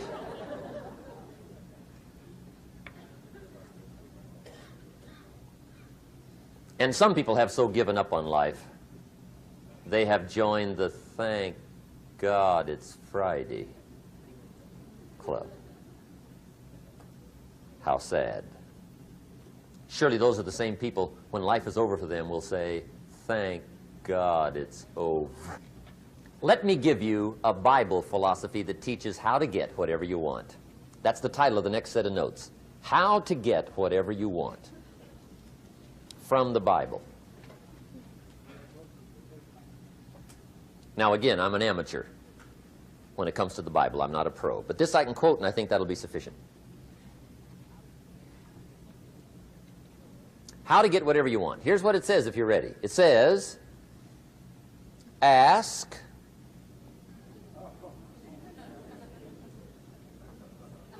That's it. End of notes. Ask. If there's one art in life to learn extremely well, that's got to be one of them. The art of asking. What does ask mean? Ask means, what do you want? And the formula is staggering.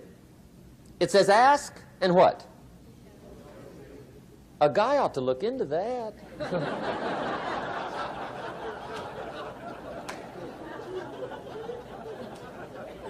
He says, yeah, but you work where I work. By the time you struggle home, it's late.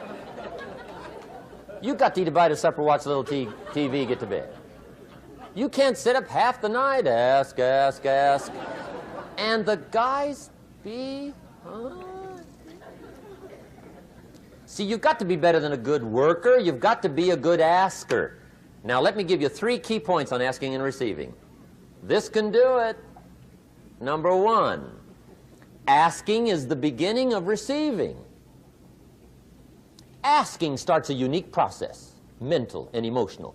I don't even know how it works. All I know is it works. It's like pushing a button and all this machinery starts working. I don't know how. It just works. There's a lot of things you don't need to know how. Just work them. Some people are always studying the roots. Others are picking the fruit. I mean, it depends on what end of it you want in on.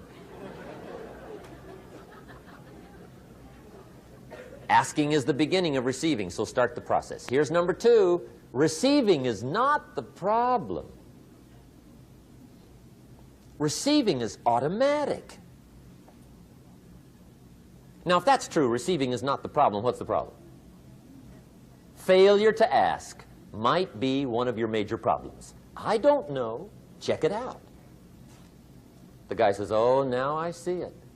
I got up last year and hit it every day, but there's not a scrap of paper with my goals on it. Good worker, poor asker. So you got to change that. Here's number 3. Receiving is like the ocean. There's plenty, especially in California. It's like an ocean here.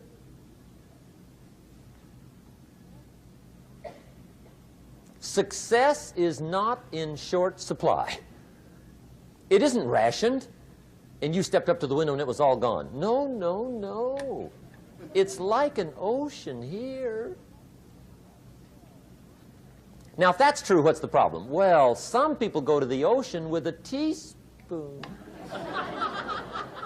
Have you got the picture? See, what you want to do in view of the size of the ocean is trade your teaspoon for at least a bucket, and you'll look better down at the ocean. Kids won't make fun of you, right? Okay. Now, there's 2 ways to ask, and we'll wrap up goal setting. 2 ways. Here's number 1. Ask with intelligence. It didn't say ask intelligently, but I'm sure it meant that. Don't mumble. You don't get anything by mumbling. Be clear. Be specific. Intelligent asking means how wide, how high, how soon, when, what size, what color, how much. Define what you want and describe what you want. That's powerful. In the weekend seminar we teach, goals become like a magnet. They pull you that direction. And the better you describe them, the more they pull. So ask intelligently. Here's number 2. Ask with faith. That's the childish part of the equation. Believe you can get what you want like a child. Not an adult. Adults are too skeptical. So the formula really reads, make plans like an adult and believe in them like a child. And the most incredible things will happen. Just try it for 90 days. Just try it.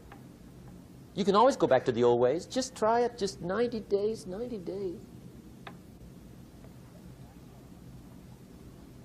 Now, here's the last qualifying phrase on goal setting, as we promised to qualify everything.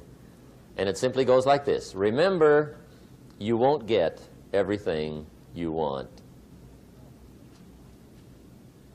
And we've already studied the reason for that. Simply, sometimes it hails on your crop and rains on your parade. It's that kind of planet. So you won't get everything you want, but if you will work this goal-setting formula, you can get plenty for wealth and happiness. Okay, that's goal setting. We use it around the world. We recommend it. Now, maybe it won't work as well for you as it has for me. I don't know. Maybe not. But what if it did? You got to try. Okay. Here's the last subject, the day that turns your life around. Let me just quickly give you a list of 4 emotions that can change your life in one day. Emotions are powerful. Sometimes it doesn't take much to alter your whole life direction.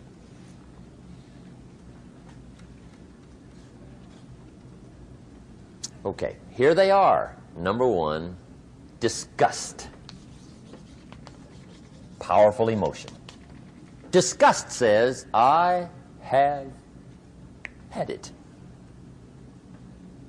See, that could be the day. The day you can say, I've had it. And whether you've had it with something small or something major, the day you can say, I've had it, may not be the day it ends, but the day it begins. That's what I said when that little Girl Scout left my door when I'm 25. I give her the big lie, she leaves, I say, I don't want to live like this anymore. I've had it with lying and being broke. Powerful day. The man's finally had it with mediocrity. He's had it with being a loser. He's finally had it with those awful sick feelings inside, knowing his wife is at the grocery store looking at 2 cans of beans, one marked 37 cents, one marked 39 cents. And the guy sick inside knows his wife's going to buy the 37-cent can, and she doesn't even like the brand. Do you know why she's going to buy the 37-cent can? To save 2 cents. The guy sick inside finally says, I've had it. Being on my knees in the dust looking for pennies, we're not living like this anymore.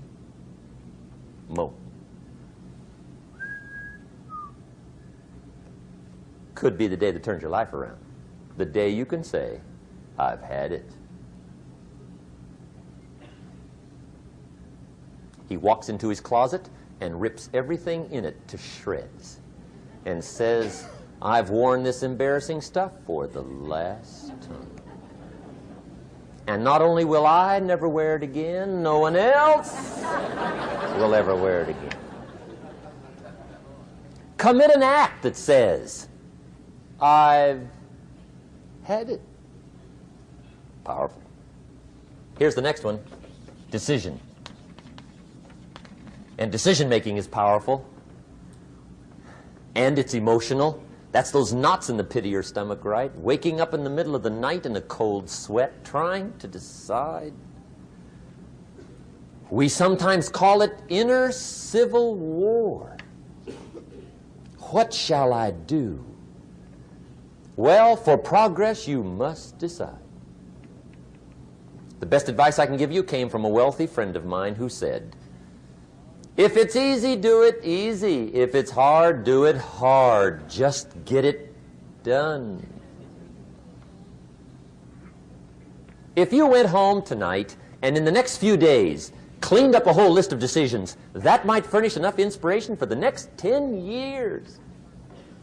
I found this out many times after you've decided. Getting on with it is easier than deciding. Sometimes decision is the toughest part. Here's the next emotion, desire, wanting to bad enough. And I don't know how to tell you to want to. That's something you've got to come up with.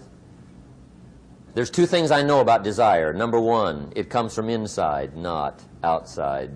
You don't send off for it.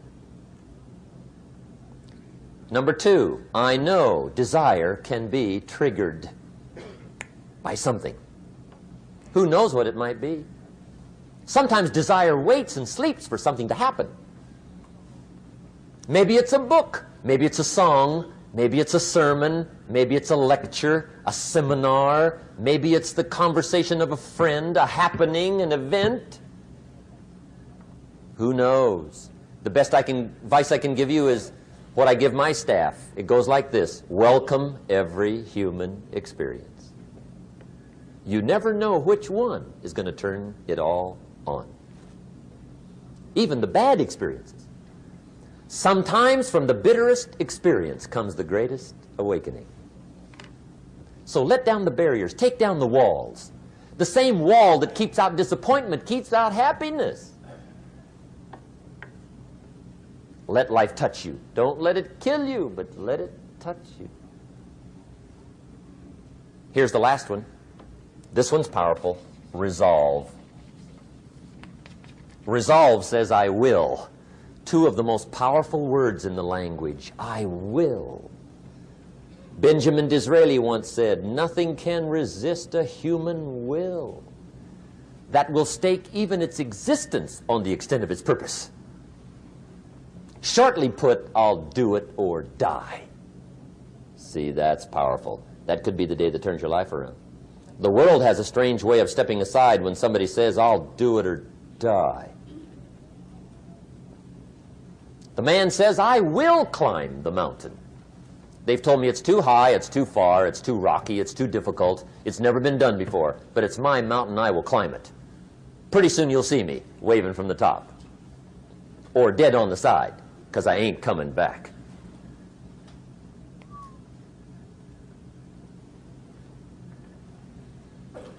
The best definition I ever got from the word resolve came from a little junior high girl in Foster City, California, up north. I'm talking to the junior high kids one day. I love to ask kids definitions. They come up with beauties.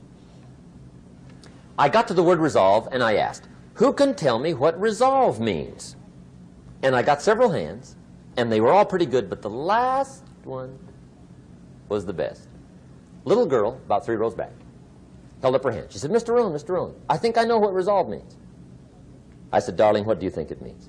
She said, I think it means promising yourself you will never give up. I said, that's it. Webster, stand aside. That is the definition.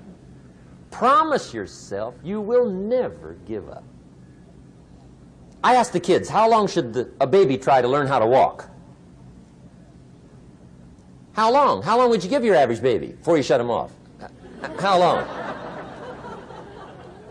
See, any mother in the world would say, you're crazy. My baby's going to keep trying until it learns how to walk. What a magic formula. Now let me show you what triggers all emotions into activity that brings results. And results is the name of the game. Here it is. Action. Finally, you must do something about how you feel. Jesus, the master teacher, said, don't just be listeners, be doers. The world admires the doers. Whatever it takes to get you to try harder, read more, set your goals, and go for it. Here's the next attitude disease. Over-caution. Some people never will have much. They're too cautious. Now, you can also be too reckless, but you can also be too cautious. This is called the timid approach to life. And my caution was always the risk. Risk used to drive me right up the wall. I used to say, what if this happens? It's called the language of the poor. What if this happens? And on top of that, if this was to happen, look at the fix I'd be in. I better not try. I could always ace myself out. Then I'll tell you what changed my whole life when I finally discovered it's all risky. The minute you were born, it got risky. If you think trying is risky, wait till they hand you the bill for not trying. If you think investing is risky, wait till you get the tab for not investing. See, it's all risky. Getting married is risky. Having children is risky. Going into business is risky. Investing your money is risky. It's all risky. I'll tell you how risky life is. You're not going to get out alive. That's risky. The Englishman says, well, if that's the way it's going to work out, let's give it a go. Right, that's what it's for. Give it a go. Somebody says, yeah, but I'm looking for safety and security. Fine, then huddle in a corner. We'll cover you with a sheet, bring you 3 meals a day. And we'll protect you, feed you, look after you, care for you. We won't let anything happen to you. And you'll probably live to be 100. The guy said, well, yeah, I'd live to be 100. But what a way to live. Right. What a way to live, safe and secure. Don't ask for security. Ask for adventure. Better to live 30 years full of adventure than 100 years safe in the corner. And see, it's not important how long you live. What's important is how you live. Here's the next attitude disease. We're almost through with this motley list. In fact, we're almost through. Hang on. The next one is pessimism. Pessimism, the deadly disease of always looking on the bad side, the problem side, the difficult side, checking all the reasons why it can't be done. The poor pessimist leads an ugly life. He doesn't try to figure out what's right. He tries to figure out what's wrong. He doesn't look for virtue. He looks for faults. And when he finds them, he's delighted. How ugly. This is the poor guy who looks through the window, doesn't see the sunset. He sees the specks on the window.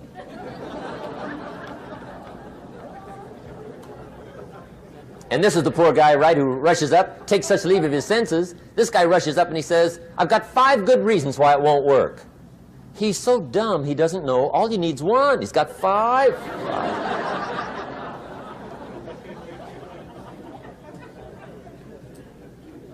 To the pessimist, the glass is always half empty. To the optimist, the glass is half full.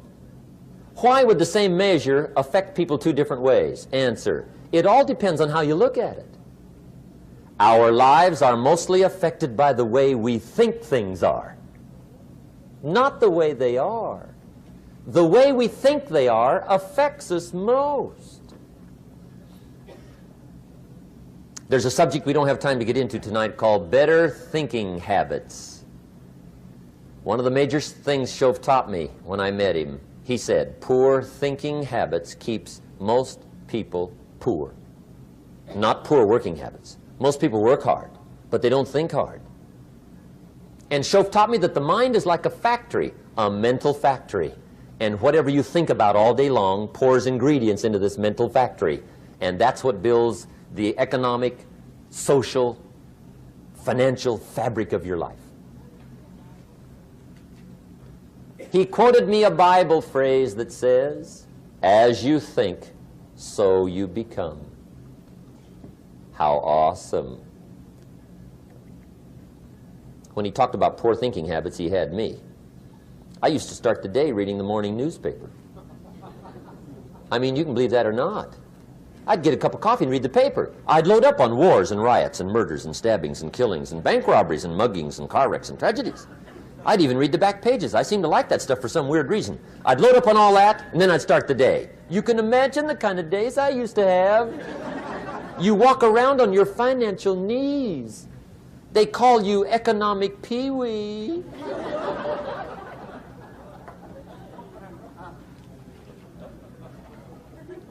The guy says, I want to be a great leader. Wonderful. The first thing we do is follow him to his house. When we get there, we walk in and check his library, number 1. Somebody says, well, why check his library? The reason is because what a man reads pours massive ingredients into his mental factory, and the fabric of his life is built from those ingredients. You would not believe what some people have got in their house to read. You would not believe. One of the best dressed up words I know for a lot of it is trash. Can you imagine dumping a barrel of trash into this mental factory every day and coming out with a rich, dynamic, positive life? It can't be done. You might as well try making a cake with cement. The kids back in Danbury, Connecticut, high school, they're asking me questions one day. I'm talking to the kids. Kids got good questions these days. One of them said to me, Mr. Rohn, how do you build the good life? I said, it's simple. It's not easy, but it's simple. Here's how you build anything. Select the right ingredients, keep out the wrong ingredients, and it starts with thought. Everything starts with thought. So you must be wise and careful what you think about, because that starts everything. You got to be wise and careful. I asked the kids, what would happen if somebody dropped sugar in my coffee? They said, well, you'd be okay. I said, what if somebody dropped strychnine in my coffee? They said, well, you'd be dead. I said, correct. Lesson 1. Life is both sugar and strychnine. You gotta be careful. I said, what if my worst enemy drops in the sugar? They said, will you be okay? I said, what if my best friend, even by accident, drops in the strychnine? They said, well, you'd be dead. I said, correct. Lesson 2, watch your coffee.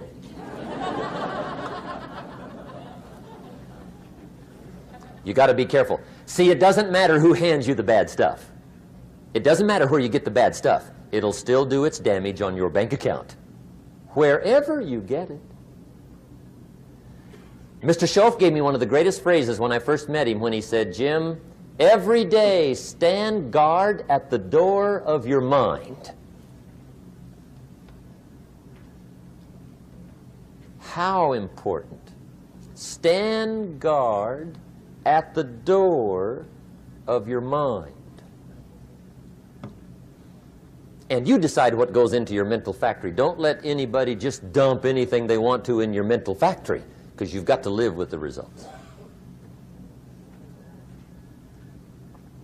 Okay, here's the last disease, and we're through with this list. In fact, we're almost through. Hang on. The last subject is very brief. The last disease, but this one is deadly. Engage in this one, indulge in it even slightly, and you might as well forget the future, because it's going to forget you. Complaining, crying, whining, griping, a Bible word called murmuring. See, that'll ace your future. Spend 5 minutes complaining, and you have wasted 5. And you may have begun what's known as economic cancer of the bone. Surely they will soon haul you off into a financial desert and there let you choke on the dust of your own regret. I hope I said that well, so you won't forget. It's a deadly disease. If you don't think it's bad, ask the children of Israel of Old Testament fame.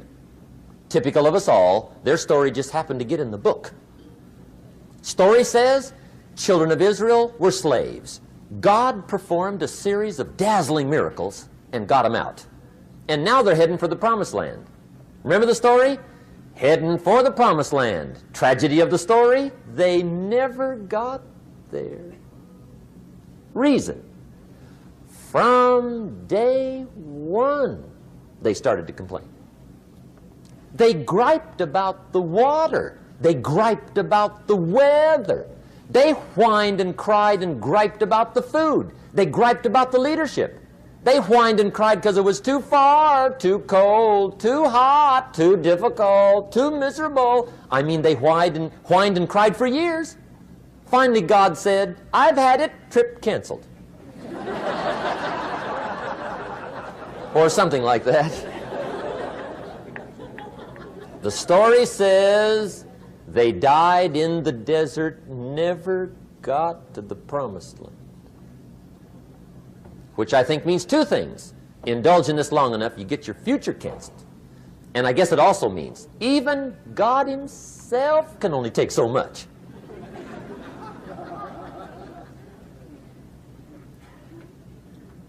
Okay.